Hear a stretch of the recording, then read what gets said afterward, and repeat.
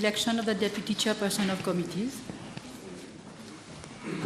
Mr. Speaker, sir, in accordance with the provisions of paragraph 7A of Standing Order 7 of the Standing Orders and Rules of the National Assembly, I move that the Honourable Third Member for Constituency Number 12, Mayberg and Planmayor, Mr. Dulab, be elected Deputy Chairperson of Committees. The proposal seconded? Seconded. Is there any counter proposal? Honourable members, there being no counter proposal, I declare the Honourable Third Member for Constituency Number 12, Mayberg and Planmayor, Mr. Dulab, to be elected as Deputy Chairperson of Committees of the Assembly, and I offer him my sincere congratulations.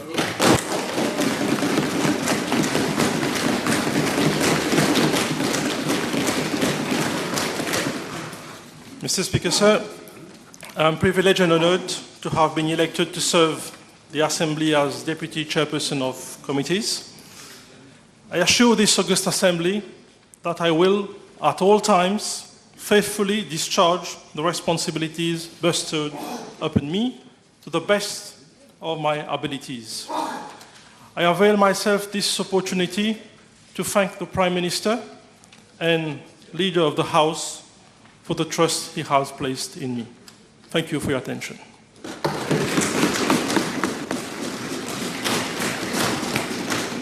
Announcements.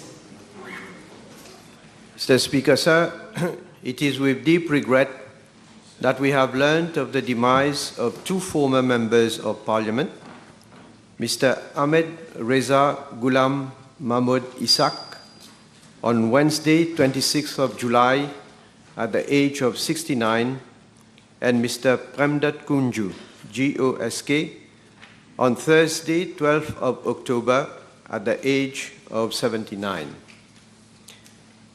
Mr. Speaker, sir, Mr. Ahmed Reza Ghulam Mahmoud Ishaq, commonly known as Mr. Reza Ishaq, was born in Port Louis on 11th of June 1954. He pursued his studies at St. Mary's College, and in 1972, while still being a student, Mr. Reza Ishaq joined the Star newspaper as journalist. In 1974, after his secondary education, he joined Bujwari College as teacher, where he taught French, English, and sociology, a post he held along with the journalism profession. In 1984, he became the chief editor of the Star newspaper and was thereafter promoted to the post of director. Mr. Speaker, sir, regarding his political career, in 2000, Mr. Reza Ishaq stood as candidate for the general election in constituency number 2, Port Louis South and Port Louis Central, under the banner of the l'Alliance Parti Travailliste PMXD, but was not returned. In 2001, Mr. Reza Ishaq ran for the municipal council elections under the banner of Alliance Parti Travailliste PMSD MR, and was returned to serve the City Council of Port Louis as municipal councillor. In 2005, he contested the general election in constituency number 2, Port Louis South and Port Louis Central, under the banner of l'Alliance Sociale, and was returned as second member.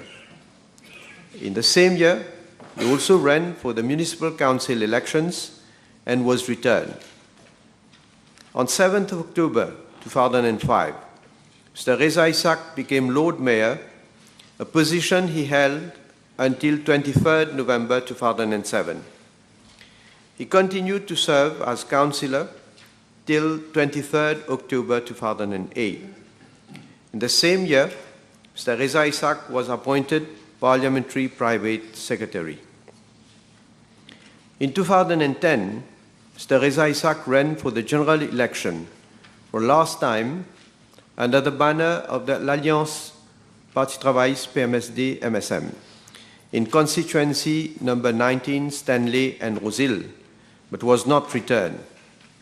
However, he secured a seat under the best loser system to serve the National Assembly. On 18th August 2011, Mr. Reza Isaac was appointed Parliamentary Private Secretary, post from which he resigned in June 2013. In May 2014, Mr. Reza Isaac was again appointed Parliamentary Private Secretary. Mr. Speaker, sir, Mr. Reza Isaac also founded the Star Secretarial School and the African Institute for Professional Training in QPIP. Mr. Speaker, sir, may I request you to kindly direct the acting clerk to convey the deep condolences of the Assembly to the spouse and the children of Mr. Reza Isaac and to the close members of his family. Mr. Speaker, one thing I'd like to clear first. Is this now optional? Or are we still meant to use it? Read the obituary. No, I'm just asking first. Read the obituary first. What about this? Read the obituary. Okay.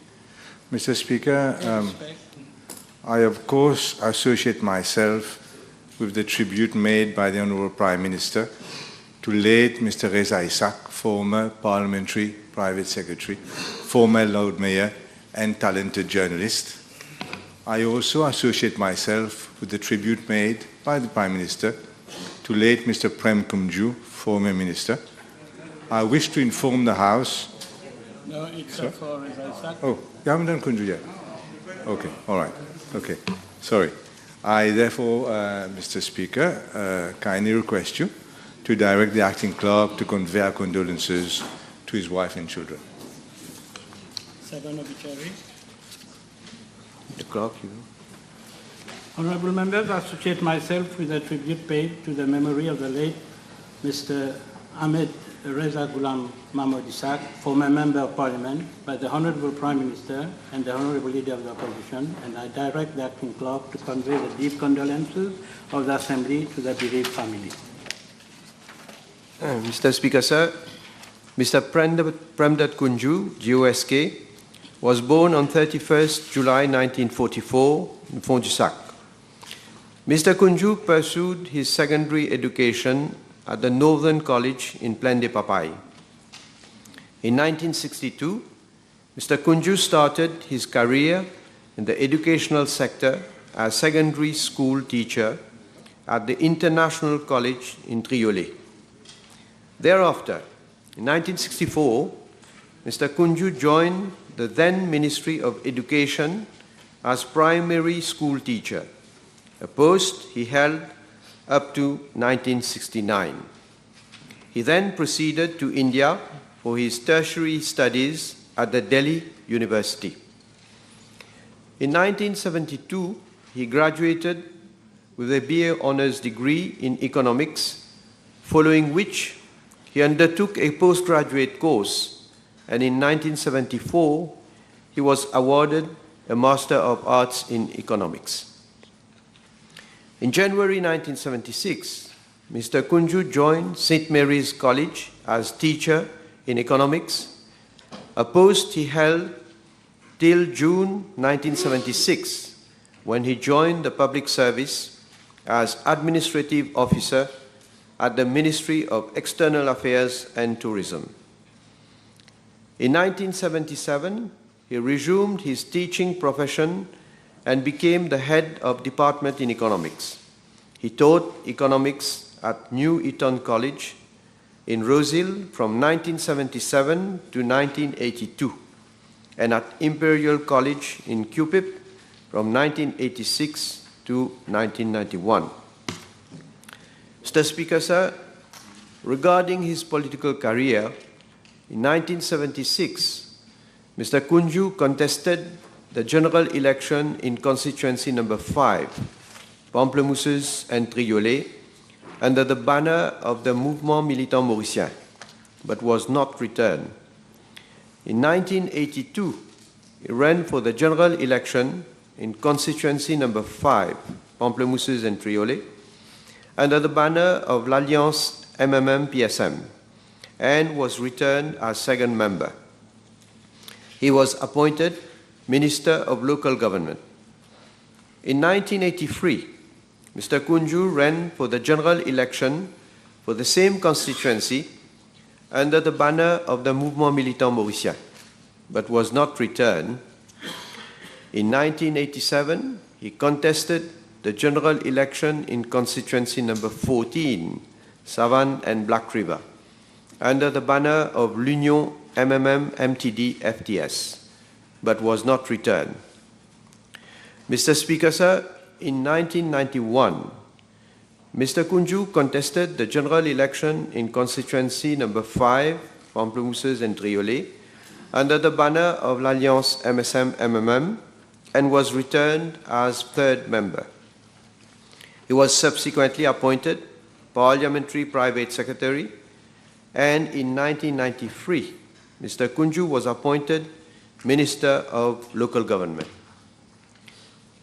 In 1995, he contested the general election in his usual constituency under the banner of Alliance MSM-RMM, but was not returned. In 2000, Mr. Kunju contested the general election in constituency number 9, Flac and Bonaccueil, under the banner of l'Alliance MSM-MMM. He was returned as third member and was appointed Minister of Cooperatives. In 2002, Mr. Kunju was entrusted the responsibility of Minister of Cooperatives and Handicraft. Thereafter, Minister of Commerce and Cooperatives. And in 2005, Minister of Small Enterprises, Cooperatives, Handicraft, and the Informal Sector. In 2005, Mr. Kunju ran for the general election in constituency number 9, Flac and Bonaccueil, under the banner of Alliance MSM-MMM, but was not returned. In 2014, Mr. Kunju contested the general election in constituency number 11, Vieux-Grand-Pont and Rosebel, under the banner of l'Alliance Les Peuples, and was returned as third member. He was appointed Minister of Ocean Economy, Marine Resources, Fisheries, Shipping, and Outer Islands. In January 2017, following reconstitution of the cabinet, Mr. Kunju was appointed Minister of Ocean Economy, Marine Resources, Fisheries, and Shipping, a post he held till November 2019. Mr. Speaker, sir, in 2022, Mr. Kunju was conferred the title of Grand Officer of the Order of the Star and Key of the Indian Ocean for his significant contribution in the political field. Mr. Speaker, sir, with the demise of Mr. Kunju, affectionately known as Bhai Prem, my party and the country has lost one of its prominent political figures and a loyal and dedicated servant. Mr. Speaker, sir, may I request you to kindly direct the acting clerk to convey the deep condolences of the Assembly to the spouse and the children of Mr. Premdat Kunju, GOSK, and to the close members of the family. Mr. Speaker, may I associate myself with the tribute made by the Honourable Prime Minister to late Mr. Prem Kunju, former minister and prominent and well-appreciated politician. May I also request you to direct the acting clerk to convey our condolences to his family. In particular, our thoughts are with Honourable Minister Kalpana Kunju, who is our fellow parliamentarian. I wish to inform the House, Mr. Speaker, that the opposition will be removing all parliamentary questions addressed to the Honourable Minister today in view of her bereavement. Thank you. Honourable members, I associate myself with the tribute paid to the memory of late Mr. Prandat Kunju, GOSK, former Member of Parliament, by the Honourable Prime Minister and the Honourable Leader of the Opposition, and I direct the acting clerk to convey the deep condolences of the Assembly to their bereaved family. Papers have been laid. Questions? Come back to this issue of the mask. Is that now an optional for us to wear masks? You don't mind if I reply later? Okay. Thank you. Mr. Speaker, my questions are addressed to the Honourable Prime Minister, whether in regard to the construction works at North Island, Agalega, and in view of the forthcoming inauguration of the facilities in December, he will state, firstly, the estimated annual cost of maintenance, operation, and functioning of these facilities. 2, staff requirement in terms of Mauritian citizens and expatriates. And 3, dates on which the commercial flights are expected to start. Monsieur le Président, tout d'abord, laissez-moi remercier le chef de l'opposition pour la private notice question qu'il m'a adressée ce matin, étant donné que je demeure toujours le député de la circonscription numéro 8, quartier militaire Imoca,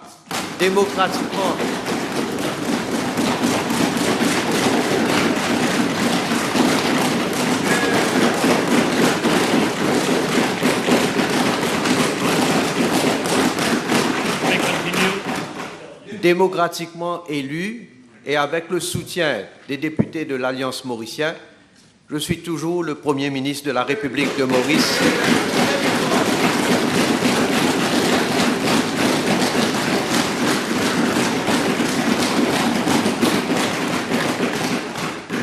N'en déplaise à certains. Hier, Monsieur le Président, la vérité a triomphé le mensonge.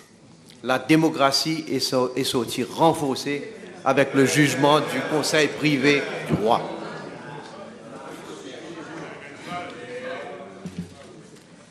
Mr. Speaker, sir, I will reply to this private notice question together with parliamentary question B1139 as they relate to the same subject matter. Mr. Speaker, sir, as I have stated on several occasions in this House, the agreement signed with the Government of India on the infrastructural projects in Agalega is intended only for the implementation of measures to promote, protect, and safeguard our maritime security needs in the following areas, among others: surveillance and monitoring of our vast EEZ of 2.3 million square kilometers, counter-piracy, counter-terrorism, and counter-narcotics and human trafficking, controlling poaching and illegal, unreported and unregulated fishing, provision of hydrographic services, promoting economic development, including blue economic initiatives, emergency response, including search and rescue, marine pollution response, and humanitarian assistance and disaster relief activities. The infrastructural development projects currently underway on the island will also go a long way towards improving the standard of living of our Agalean brothers and sisters, as it will generate significant economic activities on the island. I seize this opportunity to once again gratefully acknowledge the precious support and assistance that the government of the Republic of India has constantly been extending to Mauritius. I would refer the Honourable Leader of the Opposition to my reply to Parliamentary Question B810 at the sitting of the 27th of June 2023, where I inform that there are two main projects that are currently being implemented on the island of Agalega, namely the construction of a new airstrip and a new jetty. These projects are being executed by Afghans Limited and are being entirely financed by the Government of India. Mr. Speaker, sir, I am informed that civil works for both the new runway and the new jetty have already been completed. Works in connection with the associated infrastructure for the airstrip and the jetty are ongoing and are nearing completion and expected to be operational by December 2023. Mr. Speaker, sir, in this context, a provision to the tune of 250 million rupees has been made in the 2023-2024 budget for the acquisition of two tugs to enable the MV Trokecha to berth at the new jetty. I indicated in my speech on the appropriation 2023-2024 bill that the two main infrastructural development projects for improving sea and air connectivity to Agalega, that is the airstrip and the jetty, will be operational at the end of this year. I also underlined that these infrastructural developments will broaden the scope of economic activities of Agalega and thus improve the standard of living of its inhabitants. Mr. Speaker, sir, over and above the two main projects, there are 6 other small-scale, people-oriented developmental projects that are being implemented in Agalega. These projects relate primarily to socio-economic development, particularly creation of infrastructure in community development sectors and livelihood activities, amongst others. For these projects, the Government of India has extended a grant assistance of 169,572,867 rupees, Indian rupees. The 6 projects are a library with computers and IT infrastructure on the North Island, a larger shop for sale of items on the North Island, 2 kiosks at both alighting points on North and South Island, an office cum administrative quarters on the South Island, a fish landing station on the North Island, and a community cum multi-purpose hall at North Island. All these projects are expected to be completed by the end of November 2023. Mr. Speaker, sir, I am further informed that there are 2 other projects being implemented by the Outer Islands Development Corporation, namely the construction of a shed to shelter vehicles purchased by the corporation and the acquisition of a barge for the transportation of cargo and passengers between the North Island and the South Island of Agalega. Mr. Speaker, sir, it is noteworthy that one of the main responsibilities of the Outer Islands Development Corporation is to provide decent accommodation to the inhabitants of Agalega, as well as to the personnel of ministries and departments on the tour of service in Agalega, while facilitating access to services such as health, education, water, electricity, and telephony and internet services. In this context, following a request made by the Outer Islands Development Corporation, the National Housing Development Company Limited is proposing to construct 50 housing units at Agalega.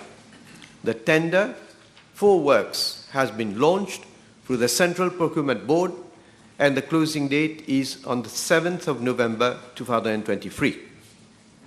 Mr. Speaker, sir, in regard to Part A of this question, I am informed that after completion of the airstrip and jetty projects, as per the agreement signed between the Government of India and the Government of Mauritius, all facilities will be vested in the Government of the Republic of Mauritius. A committee has been set up under the chair of a senior advisor of my office to coordinate the operationalization of the facilities and to evaluate and work out the cost related to maintenance, operation, and functioning of these facilities.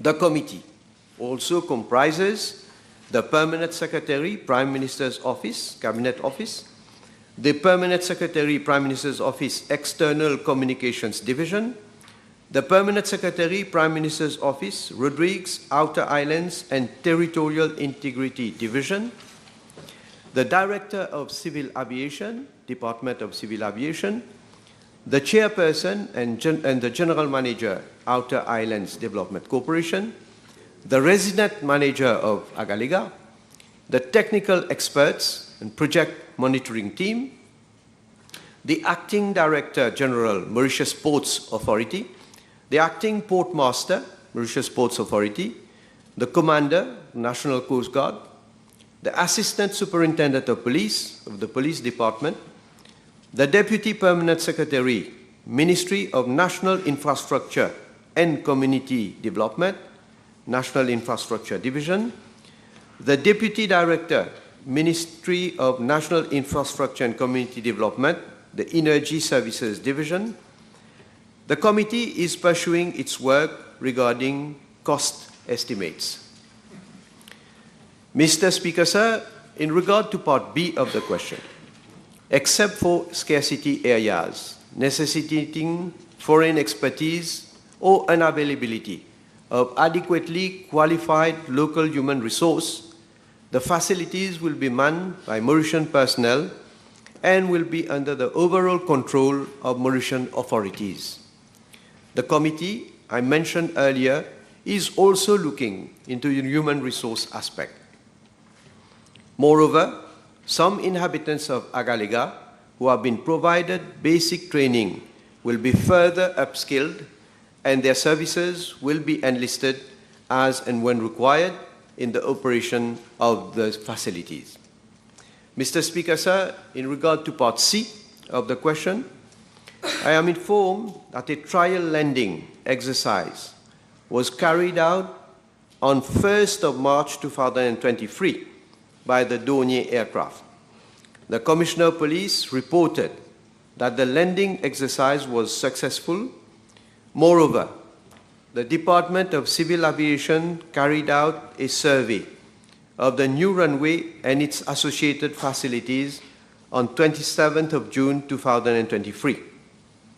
Following the survey, the Department of Civil Aviation made certain recommendations with regard to operations of commercial flights, which are being looked into by the above-mentioned committee. These inter alia include qualified personnel, aerodrome emergency plan, licensing, and other regulatory requirements of the Republic of Mauritius. Mr. Speaker, sir, I am informed that once all the requirements have been met, the Director of Civil Aviation will promulgate the runway in accordance with the International Civil Aviation Organization standards. It is only then that commercial flights will be, in fact, can be scheduled. Mr. Speaker, sir, the development of all our outer islands forms part of my vision to propel the whole of our territory towards sustained, meaningful, and inclusive socio-economic advancement. Thank you. Mr. Speaker, sir, gouverner, c'est prévoir. And the facilities in Agalega will be fully completed and presumably operational in several weeks' time.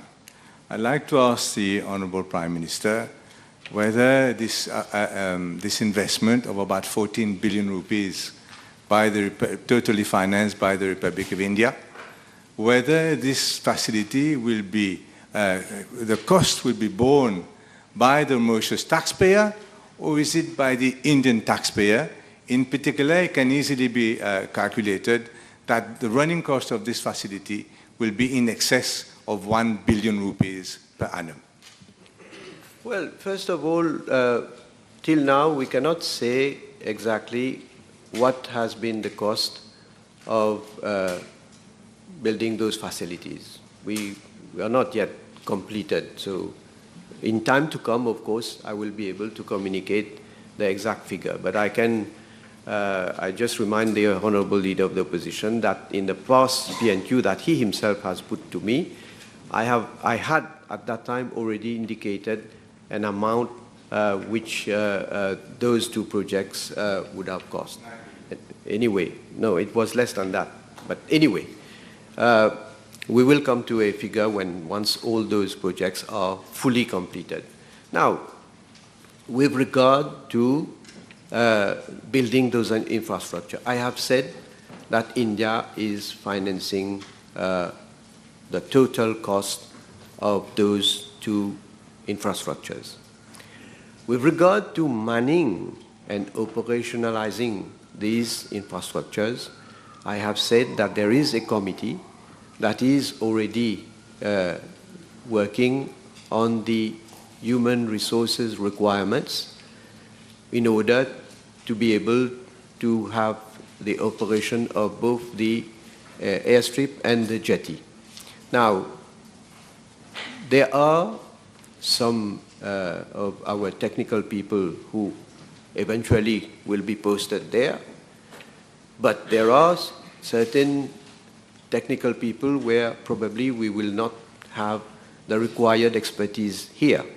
So India, of course, stands ready to provide us with those personnel that are required, and those personnel, of course, will be paid by the Indian government. In regard to our personnel, of course, they will be met by salaries under a budget item from this government. But this, as again I say, it's still being worked out, and eventually, once those two infrastructural projects are fully completed and become operational, then we will know exactly how many personnel are posted there. According to the Prime Minister himself, the inauguration will be in a few weeks' time. So we're not talking about years.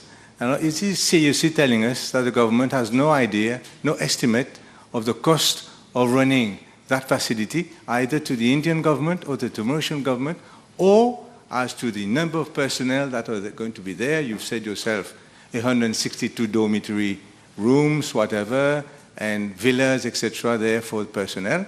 You do not know at all who is going to man this as from in a few weeks' time. Well, Mr. Speaker, sir, we have an estimate. But look, I have to be serious when I give a figure to this House. The Honourable Leader of the Opposition wants me to give a figure of the cost for maintenance, for operational matters. Well, once we have a final figure, I will definitely provide it to the House. As far as maintenance of the infrastructure are concerned, maybe let me add that these maintenance costs will be borne by Government of India. But at this stage, I am not able to provide the exact figure with regard to how much we are going to spend for operating those two infrastructures. So, yes, we are looking towards inaugurating those infrastructures at latest, I hope, at latest by the end of December. Now, I say I hope because, you know, there have been, this project, there have been delays, number of delays for different reasons. Now, we are nearing now completion. And I hope if those are fully completed, we will hold the inauguration. But then, of course, in a few weeks' time, I will be able to give you the exact figure. I did ask for the estimated. I never asked for the exact cost. Now, it's a wonder that the Minister of Finance can even do a budget every year, if that would be the principle of how government works. I'd like to ask the Honourable Prime Minister, the Hindustan Times, very respected newspaper, has announced, has published recently an article saying that there are going to be, I think, 50 military officers from Republic of India who are coming to operate this facility. Is the the Prime Minister telling us that the Hindustan Times is more au fait about what's happening in Agalega than himself? Mr. Speaker, sir, I do not rely on newspapers reporting. I have not brought all of those reporting from the media with me. I have some. All sorts of things have been said. You know, maybe there are so many that probably, I don't know if I can find, you know, some have claimed even that they are from the official source of government, which is totally false. Let me cite one which has been mentioned by our local media, and you know, some people have taken it very seriously. Even I was, you know, I wanted to find out more about what is called the Indian Defense Research Wing. Well, when you hear that, you are taken aback, eh? Indian Research Defense Wing, saying all sorts of things that we are going to accommodate frigates, destroyers, fighter jets, all sorts of things have been mentioned. And when I looked at this site, what it says, the idea behind this blog was to bring all coverage from mainstream media to a one-stop destination which lead to the creation of IDRW.org. Can you imagine not trying to find out reliable information, just basing on what any Tom, Dick and Harry has been publicizing and just bringing them all together. Now, I didn't rely only on this, what it says about this organization or whatever it is. I took the pain to ask the government of India, and I was informed, I was been communicated that this Indian Defense Research Wing is not an official source, it's just, if I can say, it's just blah, blah, blah. So, like that, there are so many blah, blah, blahs that have been reported in the press. But I don't rely on those. I have systematically been saying to this House, upon being questioned by the opposition, about the agreement that we have with India, and I have been providing as much information that I could to the House. My question was never about the Indian Research Wing. It is about the respected Hindustan Times, and a very specific question. Nobody is saying good or bad. We're just trying to confirm whether there are 50 military officers from the Republic of India about to go and operate the facility there, because you don't seem to be prepared with the Mauritian people to do so.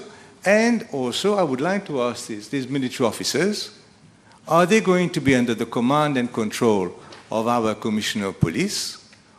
And will they require work and residence permits to go there? In which case, he will surely be aware of what is happening there.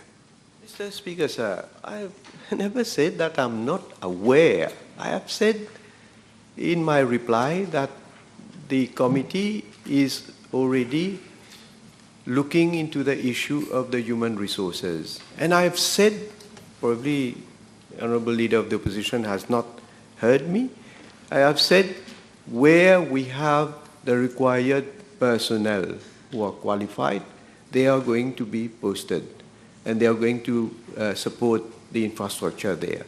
But where there is a lack of qualified personnel, we have an agreement with India that they are going to provide us with those human resources. This is what I said. And in a few weeks' time, I will be able to inform the House about the exact number of people who are posted and, of course, of their qualification, their technical background. But again, those personnel are going to be deputed from India to be able to operate those infrastructure.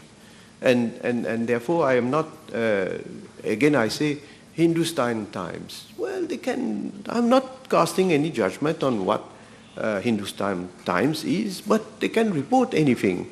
Doesn't mean to say that what they report is exact or is correct. What is important to me is what the government of India says. Now that is, I take it seriously. But I don't rely on so many of the articles which have been published so often in order to try, in fact they are trying to do what? They are trying to discredit this relationship that we have between Mauritius and government of India. In fact, we should be thankful to government of India for all the support, all the help that they are giving to us. Let me remind the Honorable Leader of the Opposition. He was himself part of a government from 2005 to 2014. Can you imagine this runway has been damaged and flights could not be operated properly to transport passengers? Only emergency flights could be operated from 2005 to 2014 when the Labour PMSD were in government. Only emergency flights, and that also with the risk that something could have happened. Fortunately, I'm happy that so far nothing has happened, no accident. But we can't risk people's lives just like that, you know. And when we are building such kind of infrastructure, I think we should have been applauded for what is being done. Never before, how many times I have been in government with you also together, where we have been trying to upgrade this runway, upgrade the jetty. If you can, people do not realize when the ship comes to Agalega, it has to anchor at a distance. There must be a barge that will transport passengers from the ship to mainland. And barge has to carry all the cargo also. No, I'm saying what it used to be, what it still be now. But in a few weeks' time, right, this is going to change. We are going to, and this is why I say, Monsieur le Président, ça c'est du concret. C'est ça qu'on est en train d'améliorer, la qualité de vie des gens. Time will tell, because on a eu un procès d'intention, surtout, non seulement des médias, de la part de l'opposition, mais time will tell, and we will see. I'm happy that the Prime Minister used the term runway, not airstrip, because this runway is 3 kilometers long, longer by 1 kilometer for the new, even compared to the new runway in Rodrigue. So we have to get things right. And we would love, let me inform the Prime Minister, we would love to applaud what India has done, but we don't have any access to any of the agreements that you have signed, so we are unable to applaud one way or another. Now, Mr. Speaker, I'd like to confirm, will these foreign military personnel be under the command and control of our Commissioner of Police, and will each of them require a work and residence permit to work on Agalean soil? Well, first of all, Mr. Speaker, sir, yes, we are building a runway of that size. Do you think to carry out effectively maritime surveillance, you think you can use a dossier to carry out maritime surveillance? You think you can use an ATR 72 to carry out maritime surveillance? Do you think you can use a commercial flight like the Boeing, like the Airbus to carry out maritime surveillance? You need specialized aircraft, well equipped, to be able to carry out maritime surveillance. So, I don't know what kind of world you are living in, you know? But anyway, their agreement. The agreement. Let me move. I don't spend too much time on one or the other.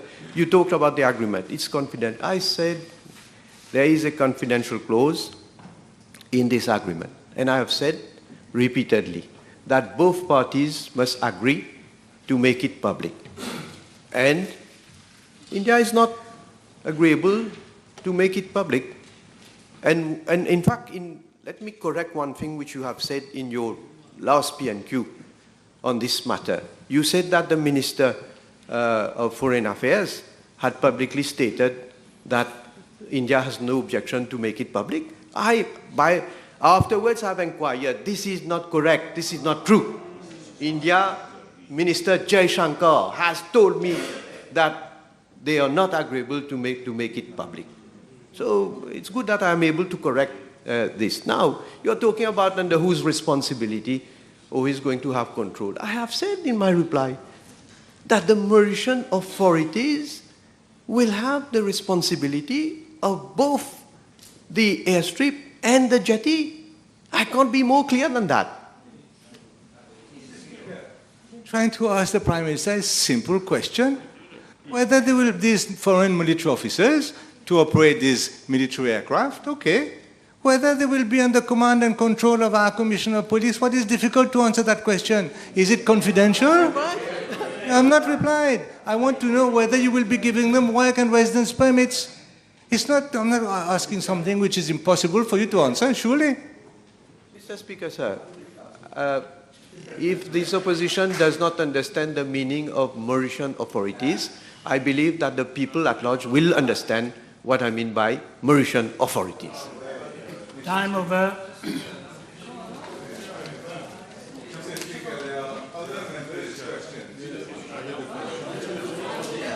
Madam Clerk, you proceed. Prime Minister's question time. Honourable members, the table had been advised that PQB 1143 and V 1153 will be replied by the Honourable Minister of Finance, Economic Planning and Development. PQB 1154 will be replied by the Honourable Attorney General, Minister of Foreign Affairs, Regional Integration and International Trade. PQB 1150 has been withdrawn. I now call Honourable Navarnari. B1138.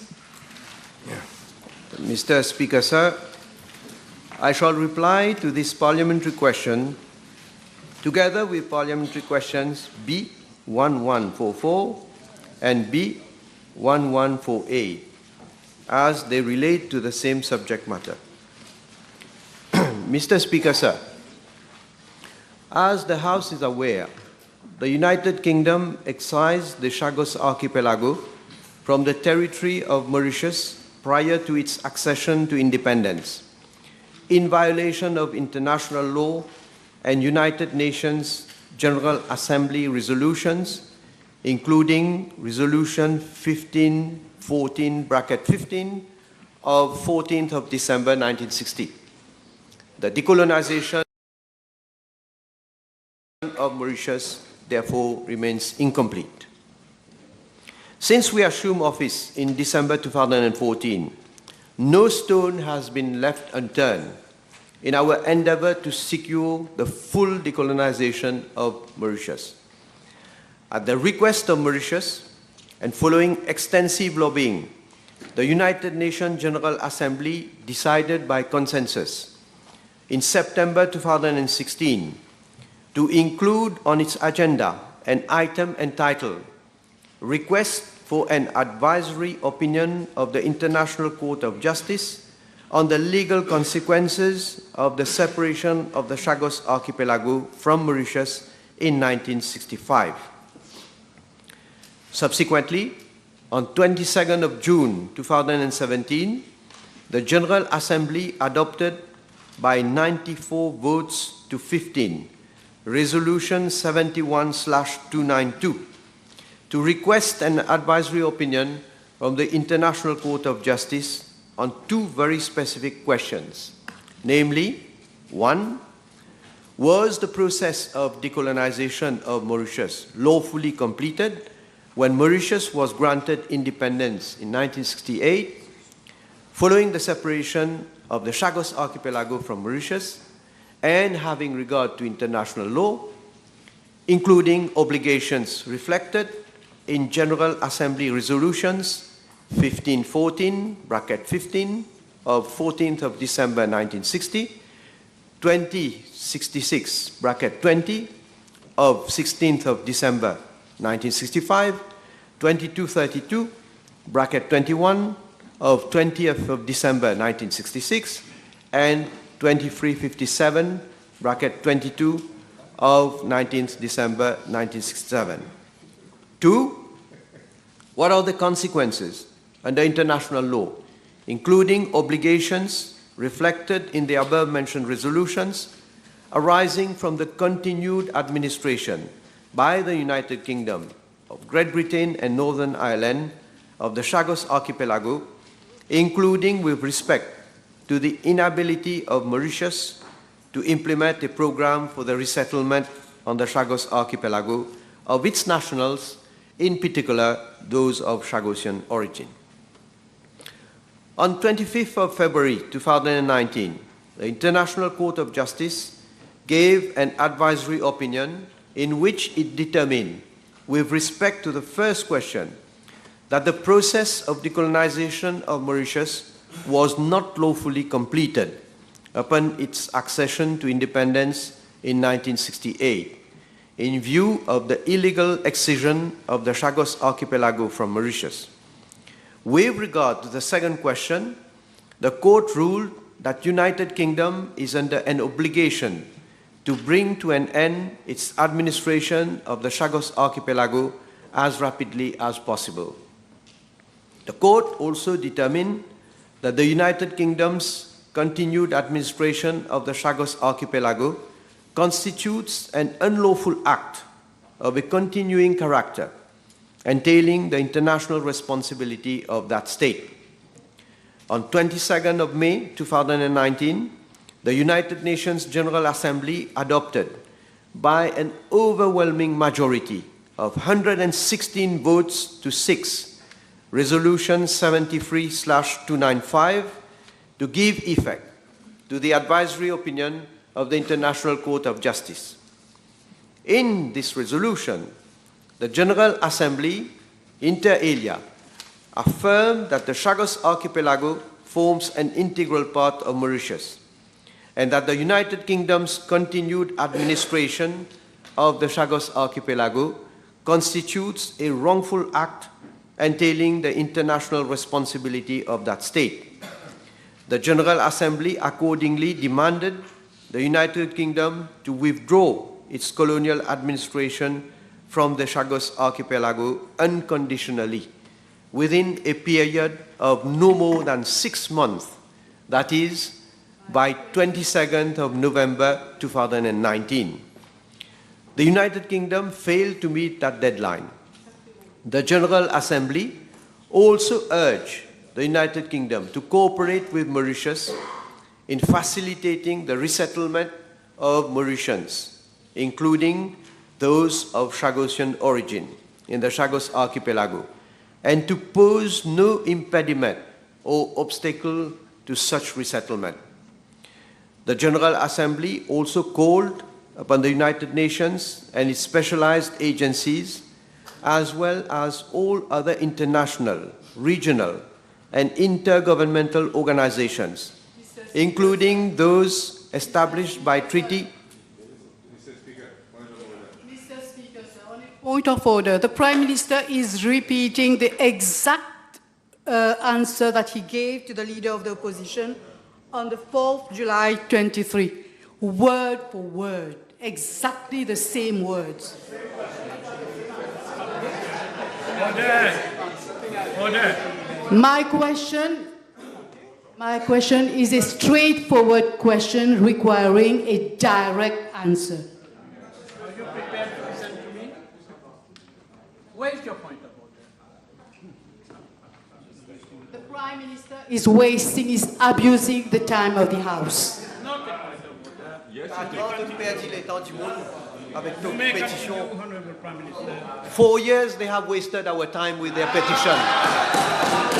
Hein? Not tout pay. Culot. 4. Combien de temps? Un peu moins. At least you agree. Mr. Speaker, sir, I have, when the honourable member saying I'm quoting word for word, when the ICJ says something, I have to quote word for word. I cannot put it in my own words. I hope she understands that. So, let me say again, the General Assembly also urged the UK to cooperate with Mauritius in facilitating the resettlement of Mauritians, including those of Chagosian origin, in the Chagos archipelago, and to pose no impediment or obstacle to such resettlement. The General Assembly also called upon the United Nations and its specialized agencies, as well as all other international, regional, and intergovernmental organizations, including those established by treaty, to recognize that the Chagos archipelago forms... Don't obstruct, Honorable Member. Don't obstruct. Please continue. Well, it seems that she's answering, so let's listen to her. Écoute-toi. Réponds. Inutile de continuer, je vais poser mes questions supplémentaires. Well, I've not finished. Arrête de griller moustache. Tu me déconseilles à tête, tu me griller. Bouffon. Order. Can you please withdraw that word? Can you please withdraw that word? Order. Order on both sides. Order. Order on both sides of the House. Honorable Béranger, I heard you well. You said something which is unparliamentary. And this is the last time I'm asking you. If you withdraw, I will withdraw. I did not hear anything. I heard you. I am asking you to withdraw. If you don't withdraw, this word you have to withdraw from the room. Honorable Bakwan, please be careful. So I was saying, Mr. Speaker, sir, the General Assembly also called upon the United Nations and its specialized agencies, as well as other international, regional, and intergovernmental organizations, including those... Well, I'm being disturbed. Honorable Ayanava, please. Honorable Ayanava, you have put a question. You have to listen to the reply. Don't interrupt. And I maintain, I ask Honorable Paul Béranger to withdraw the word. I am not withdrawing if he doesn't withdraw. And this is the last time I'm asking Honorable Béranger. I will rule. I withdraw. Continue. Well, but if I'm going to be interrupted by the honourable member, I think I can't And continue. any member who is being interrupting will have to withdraw from the chamber. Hello. So recognize the... Well, I'm answering. Honorable, So forms an integral Honorable part. Ayanava, can you please withdraw from the chamber?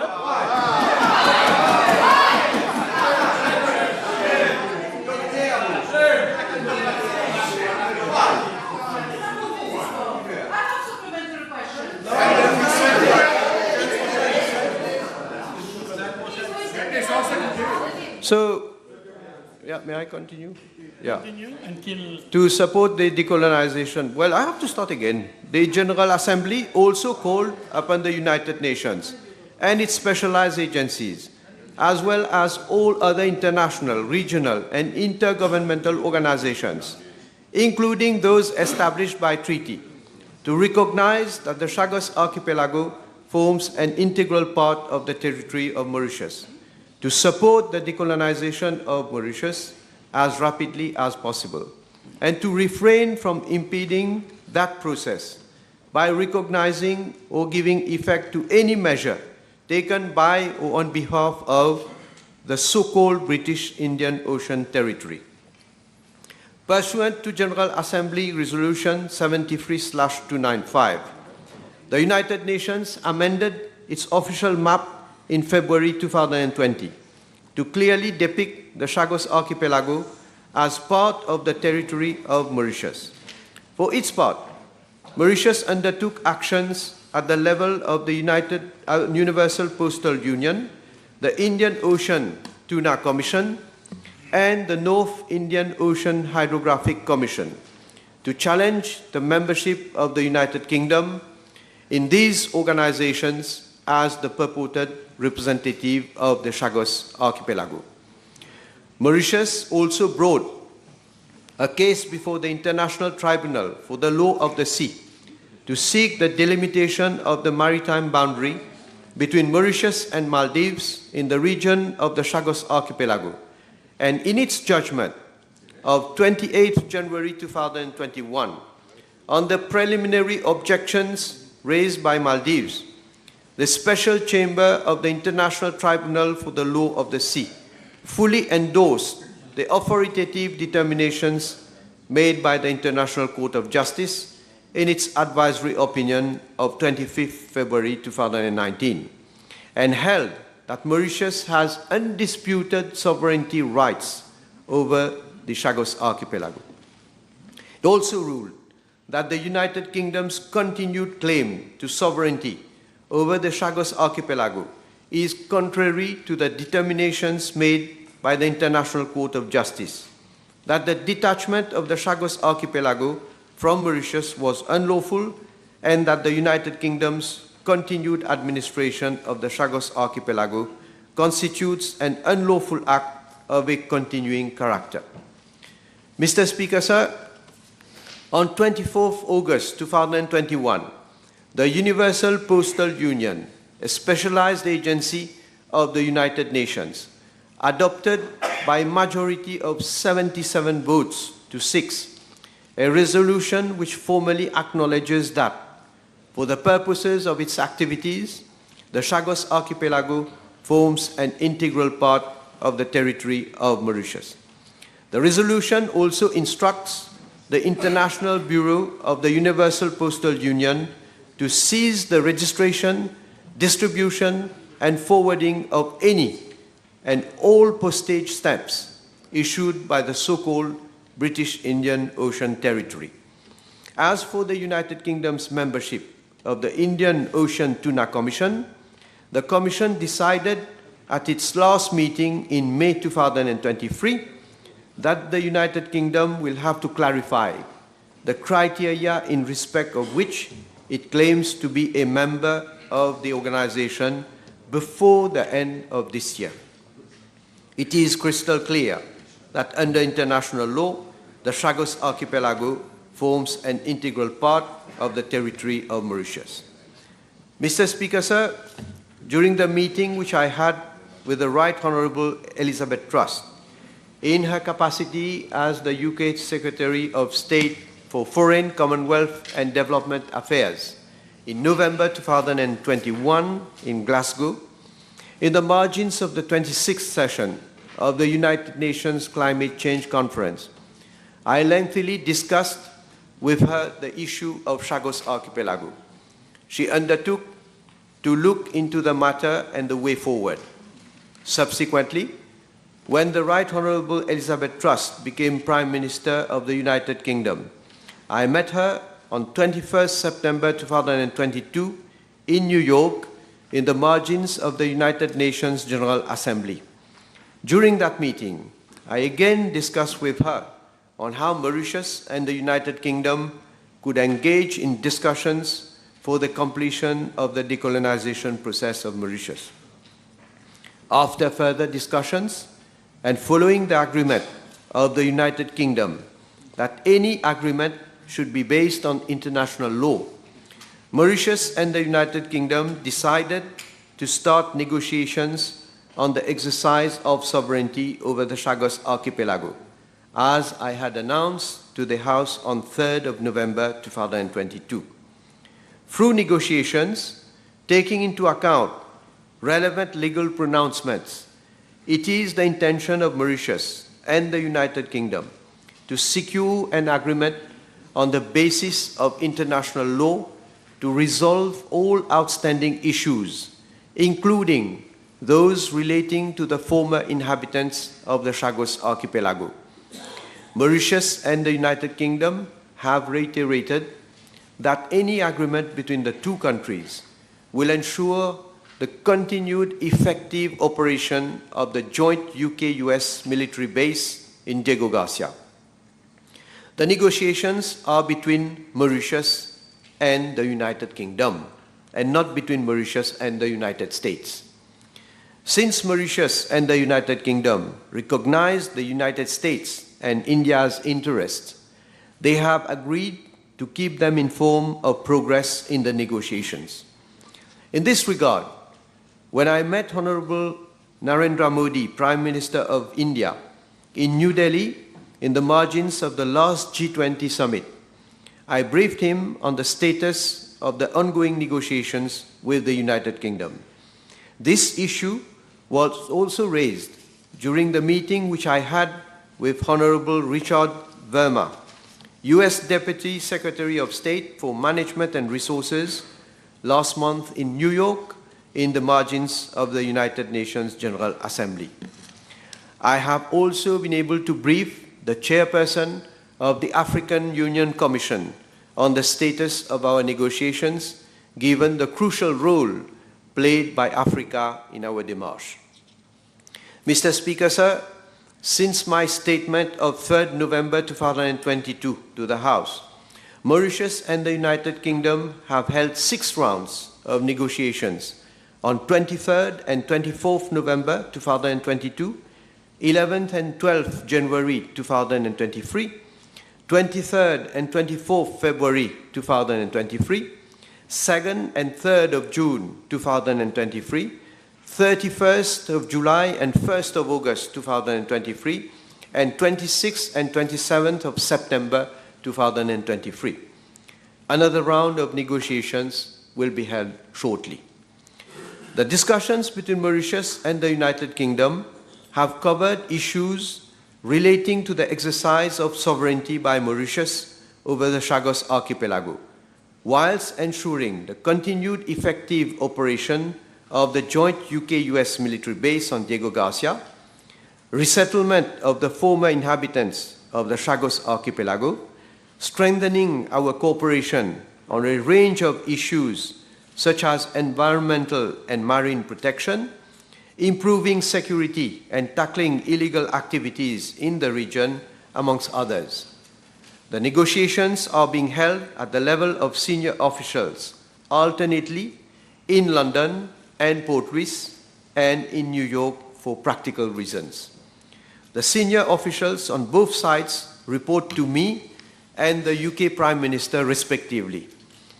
I have personally been in touch with Prime Minister Rishi Sunak on this matter. Further to my phone conversation on 14th of February 2023 with the UK Prime Minister, during which we agreed to pursue the negotiations with a view to arriving at an agreement in the coming month. I met him on the 9th of September 2023 in New Delhi in the margins of the G20 meeting, and during our meeting we assessed the progress made so far in the negotiations between Mauritius and the UK on the exercise of sovereignty over the Chagos Archipelago. Mr. Speaker, sir, following the illegal excision of the Chagos Archipelago from the territory of Mauritius, all the former inhabitants of the Chagos Archipelago were forcibly removed by the United Kingdom in blatant violation of their basic human rights. Most of them were moved to Mauritius. Government is fully sensitive to the plight of the former inhabitants of the Chagos Archipelago and supports their legitimate aspiration as Mauritian citizens to return and resettle in their place of birth. Government is sparing no effort for the effective exercise by Mauritius of its sovereignty over the Chagos Archipelago, in order to enable the implementation of a resettlement program which will facilitate the resettlement of Mauritians, Chagosian origin in full dignity and enjoyment of their basic fundamental rights as they currently do in Mauritius. In line with the strong commitment of government to implement a resettlement program in the Chagos Archipelago, the special provision of 50 million rupees made in the budget for financial year 2019-2020 has been maintained in the budget for this financial year. This special provision is, inter alia, intended to meet expenses relating to preparations for eventual resettlement in the Chagos Archipelago.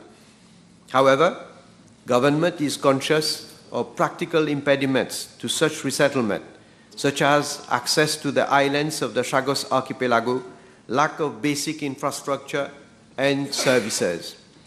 Mr. Speaker, sir, in preparation of an eventual resettlement in the Chagos Archipelago, ministries, departments concerned have already been requested to start the appropriate and necessary background work. Several ministries and departments have highlighted the need for on-site surveys to be carried out in the Chagos Archipelago. Government, therefore, proposes to organize as soon as possible another trip to the Chagos Archipelago so that an assessment mission can be carried out on the requirements for a proper settlement. Mr. Speaker, sir, government has always seen to it that members of the Chagosian community in Mauritius are actively involved in its efforts to facilitate their return to the Chagos Archipelago. Although the negotiations on the exercise of sovereignty over the Chagos Archipelago are between the governments of Mauritius and the United Kingdom, government has been having regular consultations with the Chagosians and will continue to hold such consultations. It will ensure that their rights are safeguarded. In view of the injustice suffered by members of the Chagosian community, some countries have expressed a willingness to support their resettlement in the Chagos Archipelago. We expect the United Kingdom to cooperate with Mauritius in implementing a program of resettlement in the Chagos Archipelago. This would allow the United Kingdom to redress the historic wrong which occurred. Mr. Speaker, sir, as I have stated in my reply to the private notice question on 4th of July 2023, I am pursuing the struggle for Mauritius to exercise its sovereignty over its entire territory, including the Chagos Archipelago, with utmost zeal and determination. To borrow the words of late Sir Anirudh Jagannath, who had fearlessly spearheaded this struggle, this is a sacred duty towards the nation. I hope that the negotiations with the United Kingdom will lead to the completion of the decolonization of Mauritius, and that Mauritius will soon be able to implement a resettlement program in the Chagos Archipelago. Let me conclude by recalling the relevant extract from my statement at the United Nations General Assembly this year on this matter. I quote, "It is now 4 years since the International Court of Justice gave its advisory opinion on the legal consequences of the separation of the Chagos Archipelago from Mauritius prior to its independence. The ICJ made it clear that the Chagos Archipelago is an integral part of the territory of Mauritius and invited the colonial power to withdraw its administration from the Chagos Archipelago as rapidly as possible. Ever since, the government of Mauritius made a strong commitment to implement a program of resettlement in the Chagos Archipelago for Mauritian nationals, in particular those of Chagosian origin who have suffered historic injustice by being forcibly removed from their birthplace. We are hopeful that soon they will be able to resettle in the Chagos Archipelago. Indeed, Mauritius and the UK have started negotiations on the exercise of sovereignty over the Chagos Archipelago on the basis of international law. We hope that these talks will lead to the completion of the decolonization process of Mauritius and enable Mauritius implement its resettlement program, unquote. Thank you. Le Premier ministre vient de faire référence à sa déclaration du 3 novembre de l'année dernière à la Chambre, où il disait ceci, je cite, « Mauritius and the UK have agreed to engage in constructive negotiations with a view to arriving at an agreement by early next year, meaning at the beginning of this year, 2023. We are nearly at the end of 2023, and there is still no agreement. Now he is saying, in the coming months, will the Honourable Prime Minister state whether he has let himself be taken for a ride by the British authorities, or is he taking us, the population, for a ride? Monsieur le Président, regardez l'attitude de cet honorable membre. Everything what we are doing, all that we have been able to achieve so far, well, I think she's been in previous government. She has not been able to achieve anything in that regard. But you think, Monsieur le Président, vous croyez que sur un sujet aussi compliqué et complexe, vous croyez qu'on peut arriver à un accord dans quelques semaines, quelques mois? Hein? Listen, donc. Listen. Order. Do you have the answer? Order. You already have the answer? Order. Continue with well, they can't listen because they have not been able to achieve anything for the Chagosian and for decolonization. So, Mr. Speaker, sir, what I'm saying is, yes, when I discussed with Elizabeth Trust at that time, we had, I insisted that we should have a timeline. And in fact, I insisted that it should not be so far away because we need at least to move constructively on this issue. And I must say that there was a will on both sides. And that is why I stated that we hope that we can come to an agreement early this year. But this honorable member does not know. I can understand she is ignorant of so many things, right? These matters. Shame on you, though. Shame on you. Order. Shame on you. Order. Shame on you for having said that I'm taking this population for a ride. She had the guts. She has the guts to say that I'm taking this population and the country for a ride. But Honorable Member, remember that you are already out of the House. I'm waiting for my ruling. You will wait. We have, Mr. Speaker, sir, we have been able to adopt a resolution at the United Nations General Assembly. 1 minute, to seek an advisory opinion from the International Court of Justice. When some people here, including one leader and former Prime Minister, étaient en train de nous ridiculiser pour dire, l'honorable Paul Béranger avait dit, on n'aura même pas 10 votes, 10 votes on n'aura pas à l'Assemblée nationale. La honte sur vous, la honte sur vous. Order everywhere, order. Both sides of the House, order. I'm ordering you out there, order.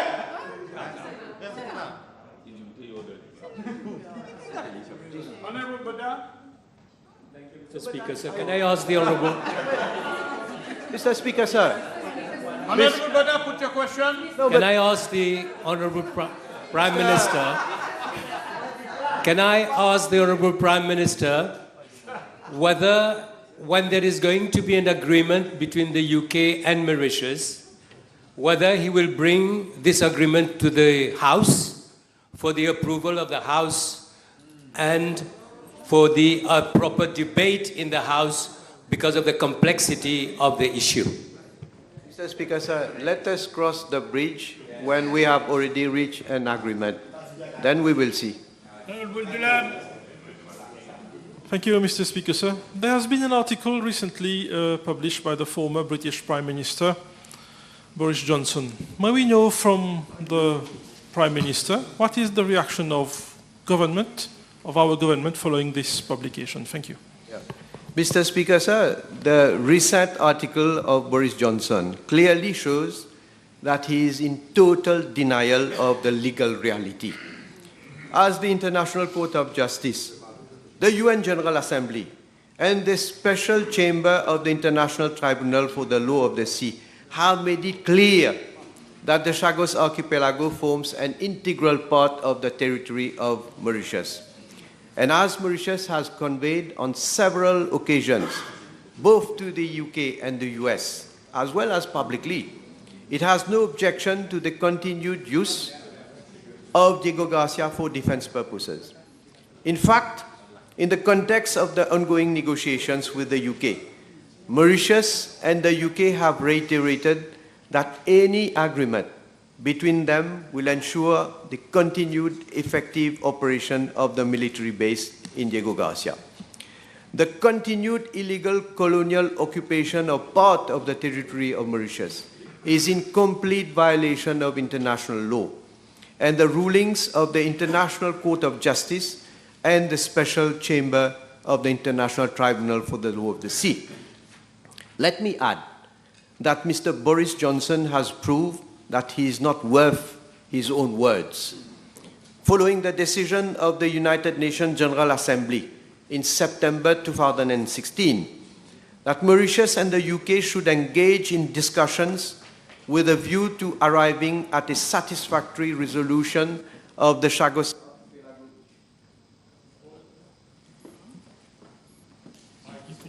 I was cut off. No, I have not finished. I was cut off.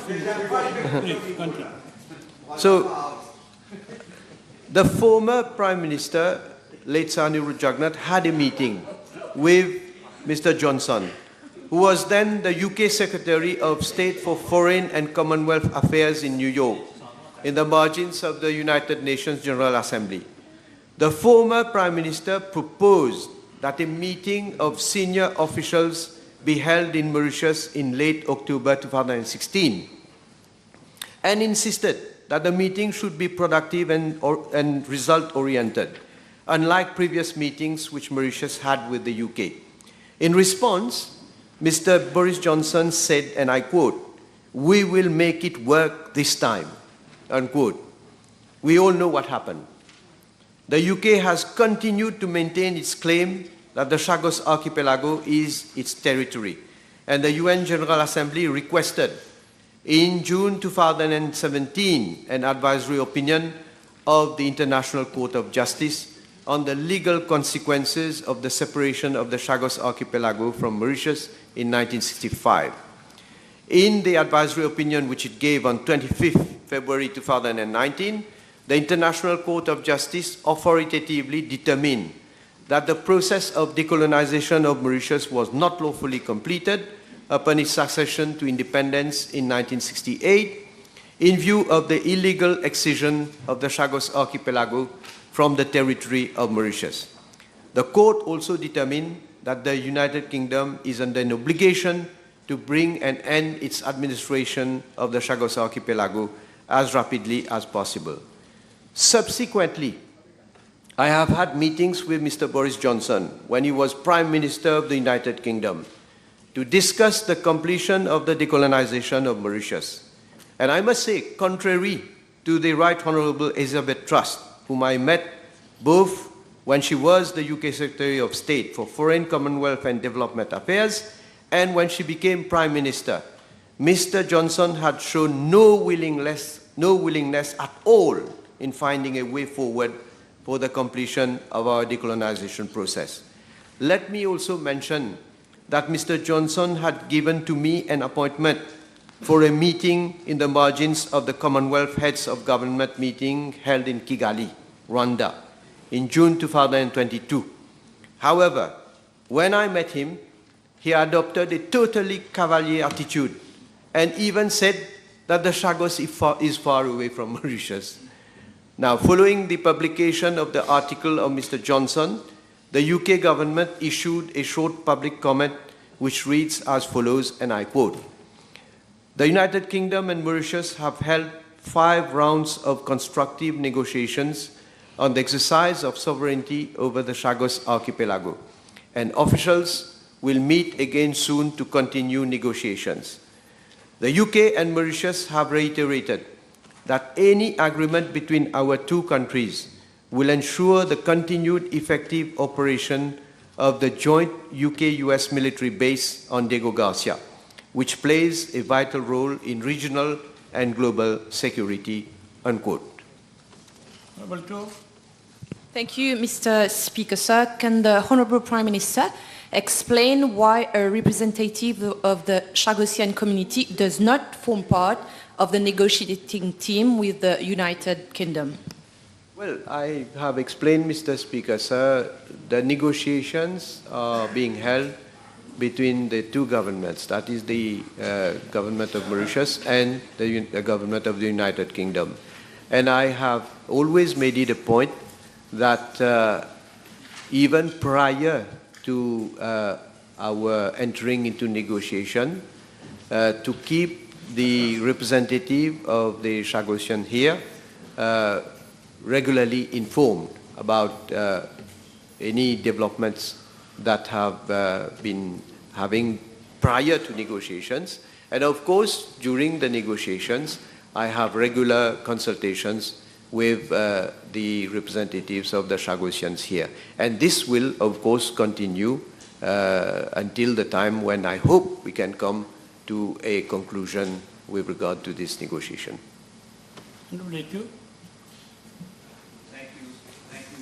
Thank you, Mr. Speaker, sir. Can we know from Honourable Prime Minister what is the amount of rent, if any, which has been claimed for the lease of Diego Garcia? Thank you. Well, this issue of rent is something that will be discussed.